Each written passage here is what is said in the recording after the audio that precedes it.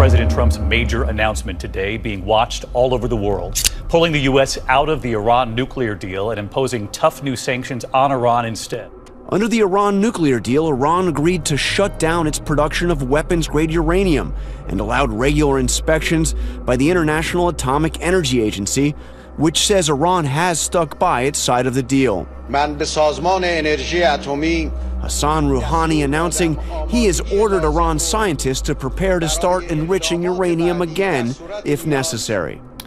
Well, in the wake of Trump's decision to unilaterally withdraw from the Iranian nuclear deal, the world stands divided like never before. The U.S. will resume its economic sanctions on Tehran, but the remaining members of the original pact are urging Iran to remain in the deal, hoping to avoid a war that many suspect is now beginning to unfold.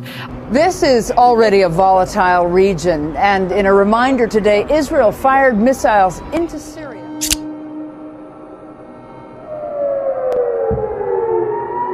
Air raids sounding in the Israeli-occupied Golan Heights. Rockets fired. Military says it responded after 20 rockets were fired at its. Simmering hostility flared to life last night as the Israelis blasted Iranian fighters in Syria with their largest airstrike since the 1973 war. On Tuesday, it blamed Israel for this airstrike. The Syrian military says this video shows it firing missiles in response to Israeli attacks on Damascus suburbs. Syrian state media said Syrian air defences had intercepted most of the incoming rockets over the capital Damascus, but also confirmed that a radar station and a weapons storage site were struck. Rockets arching from one country to another, Israelis in the Golan Heights. The two sides have exchanged hostile rhetoric for years, but now there are signs of an open military conflict. That was followed by direct confrontation between Israel and Iran and Syria, and all comes ahead of next Monday's decision by Trump to move the U.S. Embassy from Tel Aviv to Jerusalem, the date chosen to coincide with the 70th anniversary of Israel. In the build-up, we've witnessed another Friday of protest at Israel's border with Gaza, which brings us to the essential question. With all that's going on, can Israel afford to stick with the status quo when it comes to the Palestinians? A status quo that hasn't budged since the Oslo Accords. That was a quarter century ago. Bigger next week, the 70th anniversary of the founding of the State of Israel, when the US will move its embassy to Jerusalem. That's been condemned by Palestinians who hope that East Jerusalem will one day be their capital. As Israelis and Palestinians both claim it as their capital. Well, they also have a claim on Jerusalem. Of course, the basic problem is that Jews and Palestinians are, in fact, living with rival claims for the entire territory, what the British used to call Palestine, from the Mediterranean all the way to the Jordan River. So Israel was founded exactly 70 years ago. But first, on May 14th, Israel will mark the 70th anniversary of its independence. The next day, Palestinians will mark Nakba Day, which means catastrophe in Arabic, and commemorates the expulsion of over 700,000 Palestinians from their homes.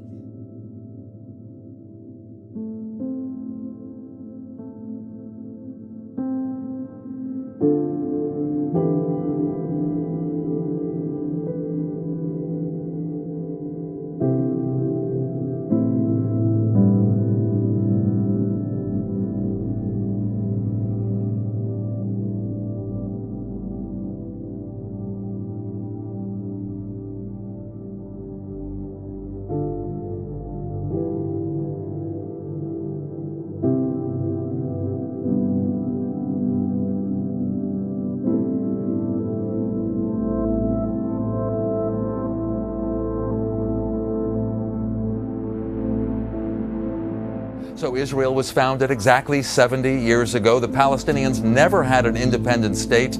Egypt held the Gaza Strip. Jordan had the West Bank and East Jerusalem. Israel got out of the Gaza Strip, by the way, in 2005, and says the only result was violence, as Palestinians have been angry. They felt ignored. And now President Trump decides to move the U.S. Embassy to Jerusalem and declare that Jerusalem is Israel's capital. The Palestinians say, what about us? What about our legitimate claim? May 14th, 1948, the British mandate in Palestine is about to expire. David Ben-Gurion proclaims the birth of the State of Israel. The next day, the 5 neighboring Arab countries declare war. The city of Haifa and its harbor become the center of bitter conflict as the new Jewish state is born in the tense atmosphere of civil war. During the Arab-Israeli War of 1948, more than 700,000 Palestinians are forced into exile. It's the Nakba, which means catastrophe in Arabic. Haganah forces seek out every Arab, and barricades are set up to screen those who had not already fled the city. Everyone is searched. The Haganah, a paramilitary organization, forms the core of Israeli forces and is responsible for expelling Palestinians. Their lands and houses are seized. Most flee to Gaza, Jordan, Lebanon, or Syria. On December 11, 1948, the United Nations adopts a resolution for the right of return for these Palestinian refugees, but Israel has never given its permission. 70 years later, Ibrahim Mahmoud still lives in the Jalazon camp north of Ramallah. But what it really says to me is that was a film very much made from a Palestinian point of view, showing a narrative of all the struggles they have every day, and it shows you the intense penury that people are living in and the intense difficulty they will have to get the type of political representation to make a real legitimate engagement with Israel. But on the other hand, Israel has no real desire to engage. As Gil said, the status quo as it stands has favored Israel at every step, and in recent years that's only been strengthened. And since Trump has come into office, it's only really the cards have been ever more stacked in Israel's favor.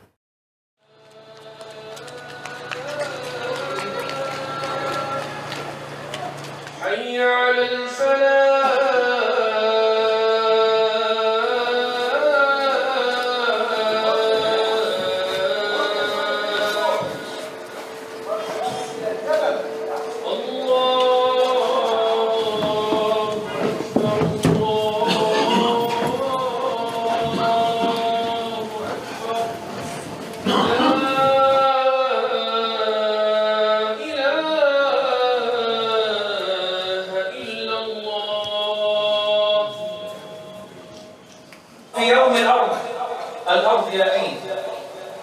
منذ 20 أو 25 عاما منذ توقيع اتفاقية أوسلو حتى اليوم تضاعف عدد المستوطنين الذين يقطنون الضفة الغربية 7 أضعاف. لا يمكن أن يكون هناك قيام لكيان فلسطيني متماسك الأطراف أو متواصل جغرافيا. هذا يعني زمان الكيان. الآن الأمور أحبابنا كتل استقامية سرطانية حقيقة.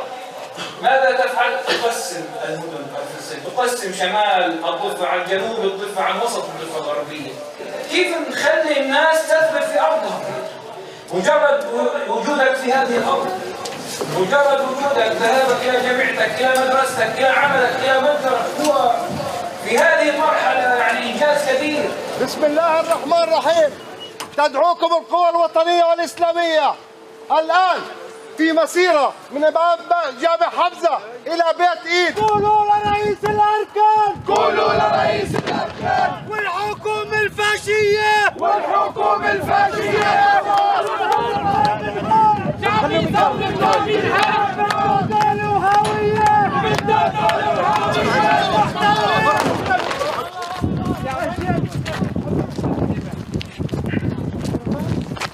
ما حدا يرجع، ما حدا يرجع، مش مكسرين.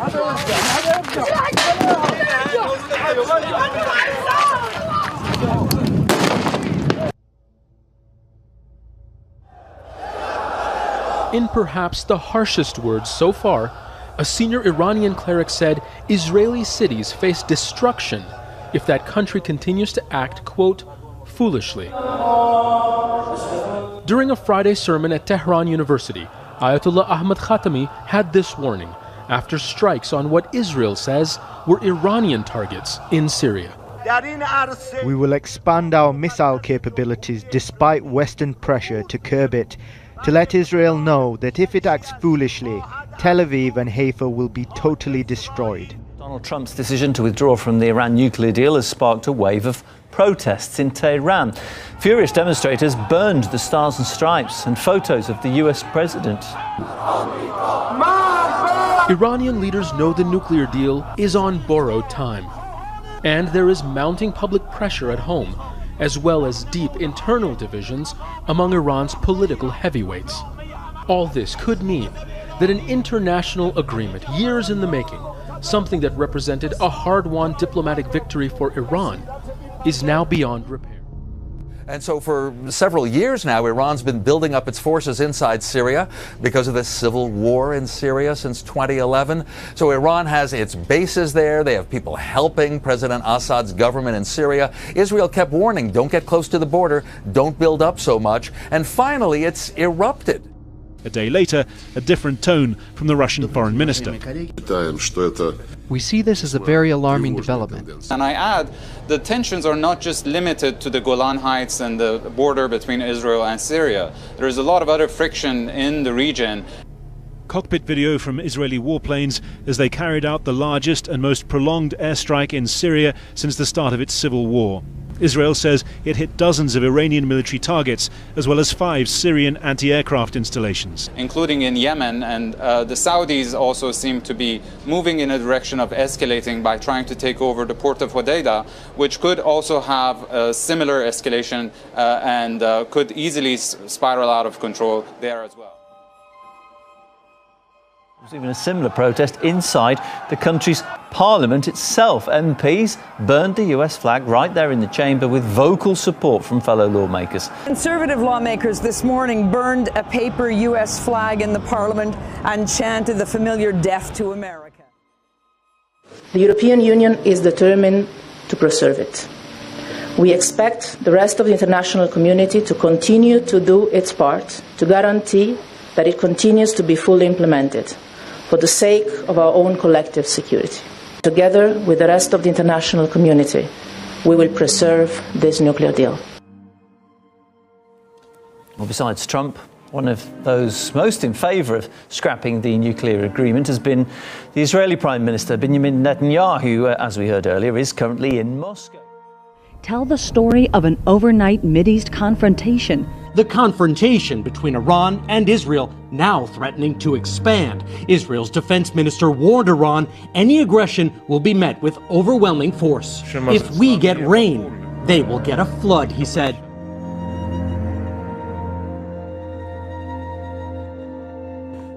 I think really what it says to me is that when you look at, we're talking about an anniversary of 70 years, whatever time frame you cut it, you slice and dice it over, Israel is really looking in a very comfortable and strong position. There's no Palestinian state. It controls 60% of the West Bank. That area C you talk about is about 60% of the territory of the West Bank. The Palestinians' economy is extremely dependent, well, it struggles anyway, but I mean around almost 100,000 Palestinians try to leave the West Bank to enter Israel each day to work, and that's what we saw at the beginning of that film. By the way, the Trump administration says we're not saying anything about that. Please enter negotiations. Maybe Jerusalem can be capital of 2 independent states. On the Tel Aviv beachfront, there's a museum incorporating the ruins of a Palestinian building. The dedication says, "In memory of the liberators of the city."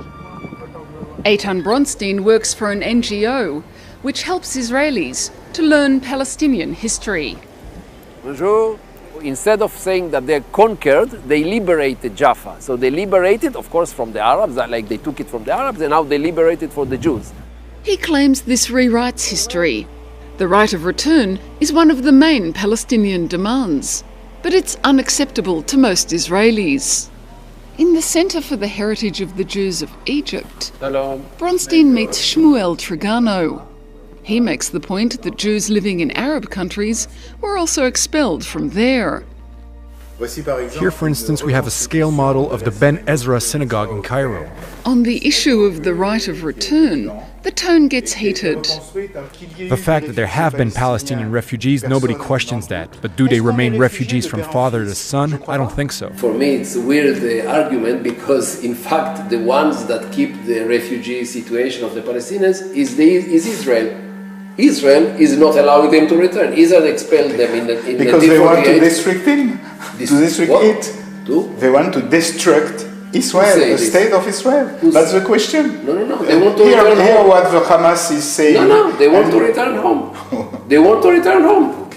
According to the United Nations, there are more than 4 million Palestinians eligible to return.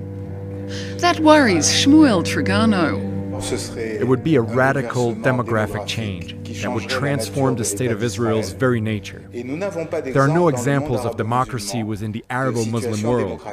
The simple observation of the political situations in Israel's neighboring countries is enough for us to reject that idea. This would be a national suicide. It's a good example for the impossibility of any future of peace between Israelis and Palestinians. The two men part in deep disagreement.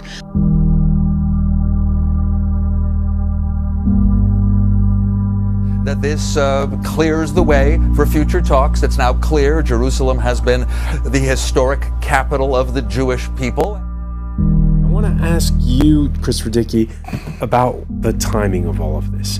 The way events have unfolded within the last 7-day time period, having the President of the United States walking away from the Iran deal, and then on the day where Israel celebrates its 70th anniversary is the day where you have the ceremony for moving the embassy. But the founding of Israel as a national home for the Jews brought that hatred to kind of new levels with new players. I mean, we have to understand that Jews had been living in Palestine for 50 to 100 years before that. But when the UN said we need to declare this as a separate state within separate borders, suddenly it gave rise to armed conflicts that 200 million Arabs rose up in arms against 200,000 Israelis. And we've seen ever since, from the Palestinians to Hamas to Hezbollah to Islamic Jihad, Al-Qaeda, ISIS, Turkey, Iran, Yemen, Somalia, and the list goes on and on and on. There has been an increasing, intensified hatred. One of the things that becomes really abundantly clear is that Israel, and Jerusalem in particular, play a very important role, a special role.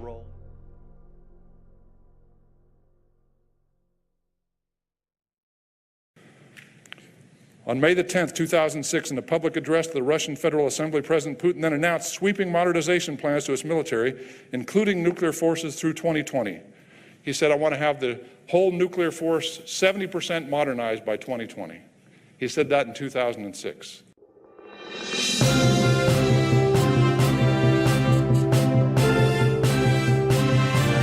In a 2008 paper co-authored by then Secretary of Energy Samuel Bodman and Secretary of Defense Robert Gates, they both stated that the world has changed a great deal in the last decade and a half. The Cold War standoff with the Soviet Union is over, and Russia is no longer an ideological adversary. The same thought was reflected in the 2010 NPR that you heard Mr. Trachtenberg talk about just a minute ago. But Russia has been clear about their intent all along. Starting in 1999, Russia began incorporating simulated limited nuclear weapons used in large-scale exercises to de-escalate conflicts. The following year, in 2000, newly elected President Vladimir Putin signed a new military doctrine where the first time would allow for the use of nuclear weapons in response to large-scale aggression with conventional weapons in situations critical to the national security of the Russian Federation. That year, Russia increased its nuclear weapons budget 50%. This is 2000 now. And it began the Russian shift to the use of non-strategic nuclear weapons on the battlefield, which they continue to emphasize in their nuclear policy, strategy, and doctrine today. On May the 10th, 2006, in a public address to the Russian Federal Assembly, President Putin then announced sweeping modernization plans to its military, including nuclear forces through 2020. He said, I want to have the whole nuclear force 70% modernized by 2020. He said that in 2006. And in 2008 and 2010, we chose to consider them no longer a threat. Then in 2014, Russian Deputy Prime Minister Dmitry Rogozin publicly stated that the modernization of the strategic nuclear force was going faster than anticipated, and they intended to modernize 100% of their strategic nuclear forces rather than 70% as previously announced. Today, Russia continues to develop and field an expanding set of nuclear capabilities, including the SSC-8 ground-launched cruise missile system that violates the INF Treaty. It has completed more than 50% of its planned road mobile force upgrade, as in the process of replacing their nuclear-powered ballistic missile submarines as well.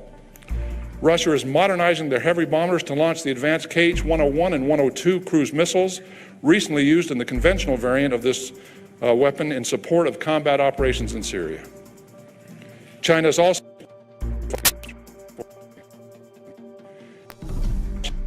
as well during this period. Is modernizing their heavy bombers to launch the advanced KH-101 and 102 cruise missiles, recently used in the conventional variant of this weapon in support of combat operations in Syria. China is also expanding and diversifying their strategic forces at the same time. China was watching the United States as well during this period. China currently has the most active and diverse ballistic missile development program in the world. It began the transformation 30 years ago, but significantly increased the pace over the last decade. The development of the H-6K nuclear-capable strategic bomber gives China the ability to deploy a nuclear triad for the first time.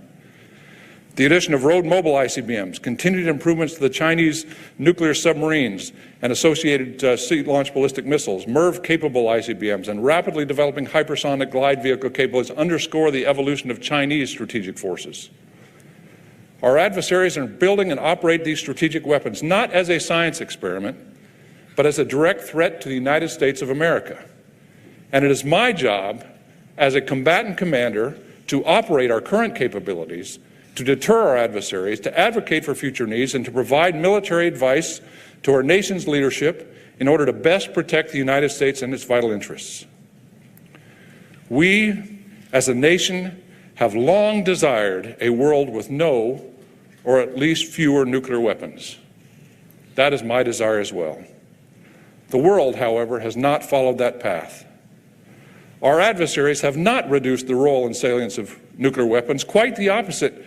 They've done just the opposite. And so the only way I can see a change in our future is if the threat changes, if our adversaries change, and unfortunately, I see no immediate indications of that behavior.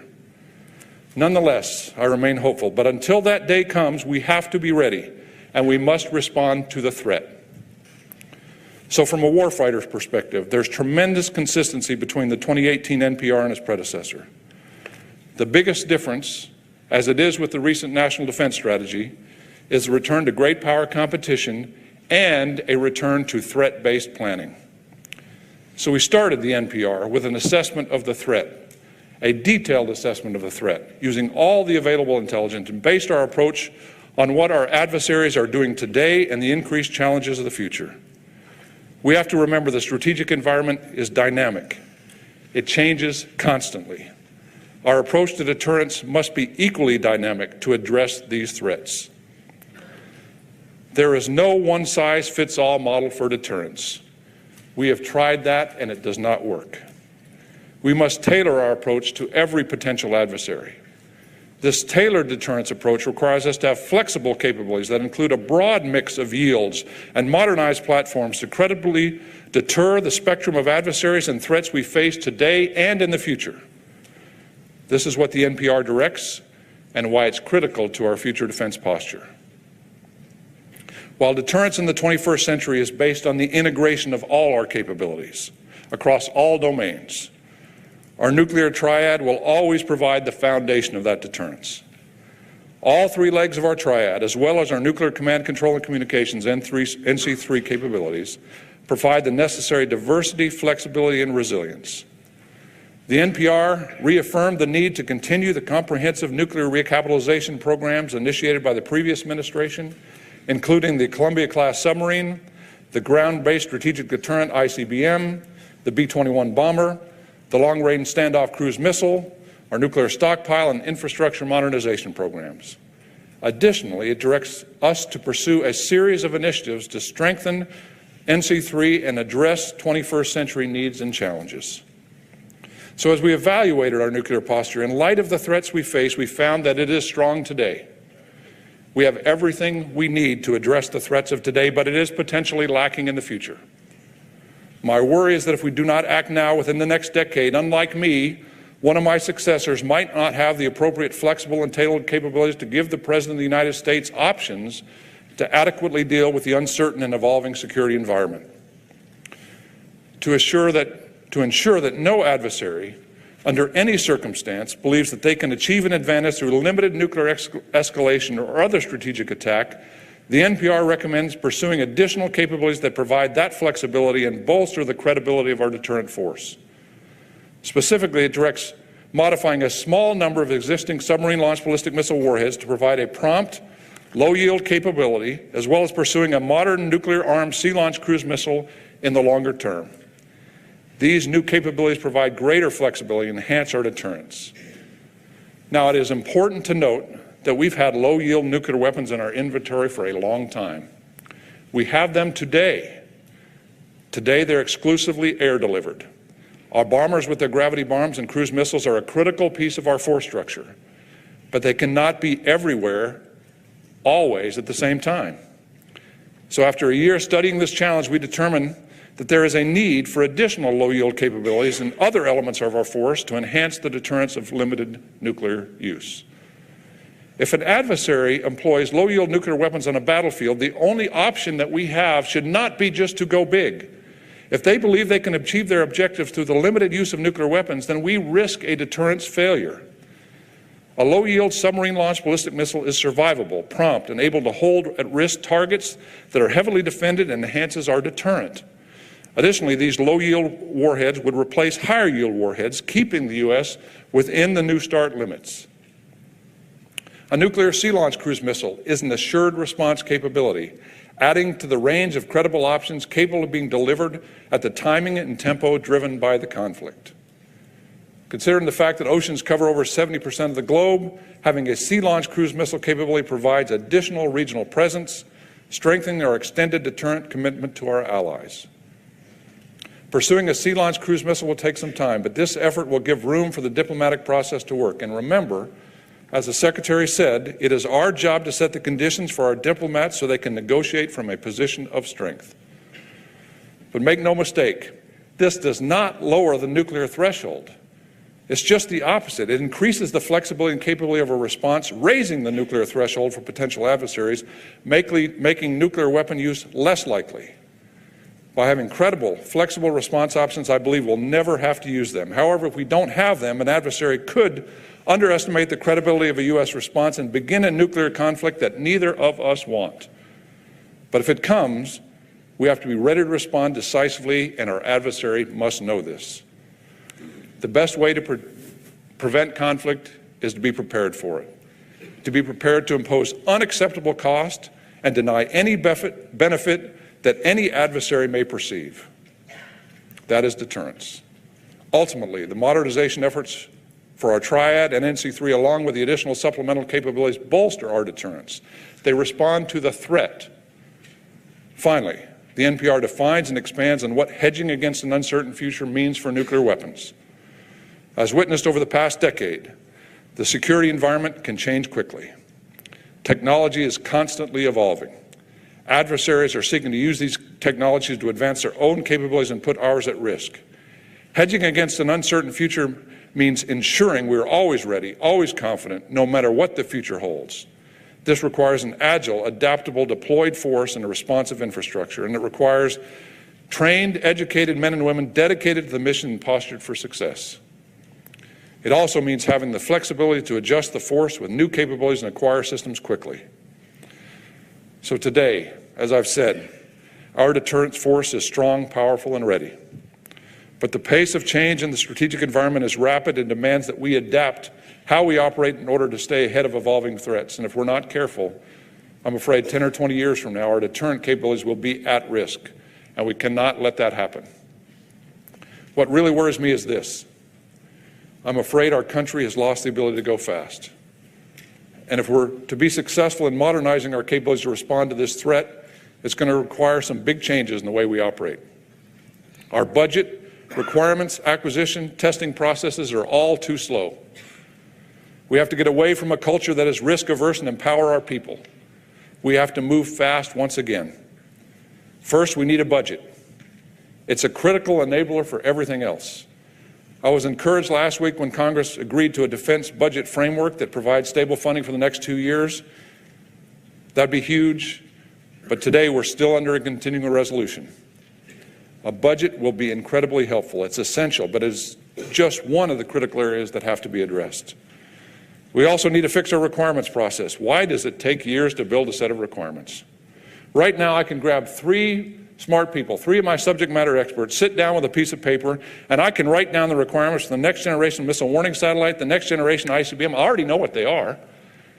I don't need 3 years of analysis to do that. And next is the acquisition process. If you're working acquisition, you should be spending most of your time with industry, in the factories. Our acquisition process is challenged in a number of areas, but a big reason we are challenged in acquisition is because our program managers spend most of their time in the Pentagon. Now, I love the Pentagon. I don't blame our program managers. The process is forced on them. They spend their time in the Pentagon because they have to get approval for everything. They're not authorized to make really any decisions. You can't execute a program that way. So we have to give our program managers the authority and responsibility to move fast and then hold them accountable. Additionally, we need a test process that is efficient and also moves fast. And fast does not mean reckless. It means we have to understand how to take risk and test. Sometimes that means failures, and that's okay.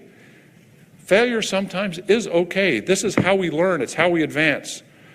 A perfect example last week was Elon Musk and SpaceX, the commercial side of the business. I think everybody in this room probably saw the launch of the Falcon Heavy and watched a cherry red Tesla go off into Never Never Land. It's the most powerful operational rocket in the world by a factor of 2.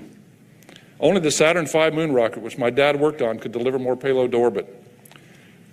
And then a little over 2 minutes after liftoff, the outer boosters broke away, returned to Earth, touching down almost simultaneously.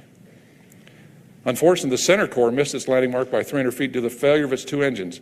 But it's important to remember that this was a test flight, and prior to the test, SpaceX released a statement saying, and I quote, and listen carefully to these words, "Even if we do not complete all of the experimental milestones that are being attempted during this test, we will still be gathering critical data throughout the mission. Ultimately, a successful demonstration mission will be measured by the quality of information that we gather." That is exactly right. That is why we test. I'm not saying every time we test we should fail, just the opposite. But we have to remember that every test teaches us something, even when it doesn't go as planned. Finally, our operators need to understand how to take operational risk and be given the opportunity to do so when it comes. It's interesting. Risk is an inherent part of our business. When we go to war, it is the ultimate risk calculation every day. We need to empower commanders to take logical risk about how to employ weapon systems, how to accept weapon systems. Our modernization efforts will not be successful if we only address one of these issues. We won't solve the problem. We need to fix all of these things: budget, requirement, acquisition, test, risk, if we're to make a difference. But there is some good news out there. There are signs of improvement.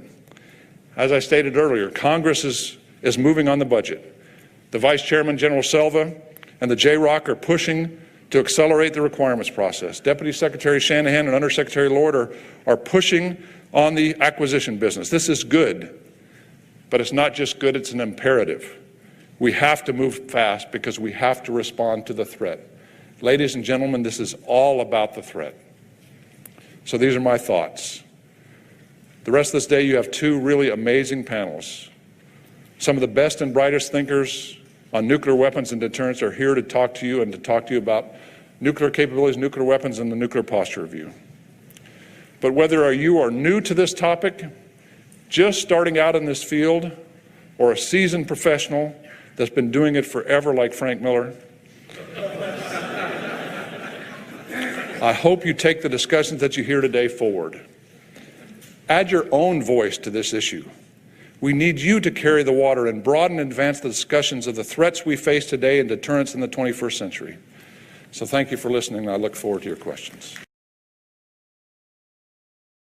Working against the clock to search for survivors.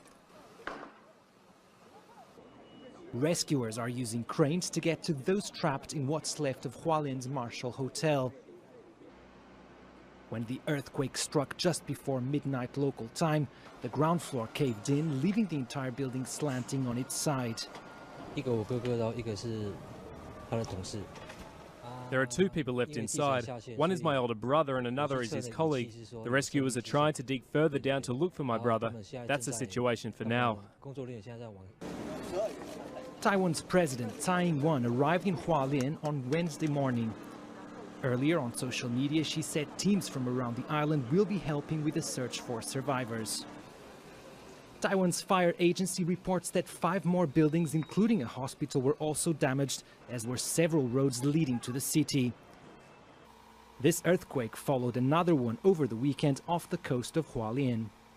This earthquake today and the sequence for the last few days has been right in one of the hot spots on the northeast coast of Taiwan, so it's not a surprise. It's in an area where aftershocks are inevitable. You know, the question is how many big aftershocks will there be, and our usual odds are 1 in 10 or 1 in 20 chance of a bigger earthquake, so they need to be prepared, at least for a few days, for more action.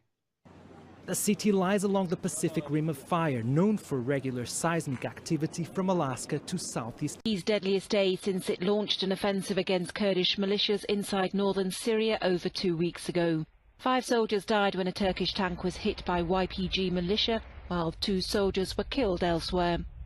Violence has escalated in northern Syria in recent days as Turkish forces target the city of Afrin and threaten to push further east towards the border with Iraq. Dozens of rockets have hit the Turkish border towns of Rehanli and Kilis, where a refugee camp is home to thousands of Syrians. There was heavy bombardment in Syria. Our homes and cars were destroyed. We escaped to Turkey, and now they're bombing here. We'll stay here until it's safe to return. The bombings have also targeted people's houses and public utilities in nearby villages. This is our land, and we belong to it. Even if we have to live in a basement or on the street, we're not leaving. It's impossible to leave Africa.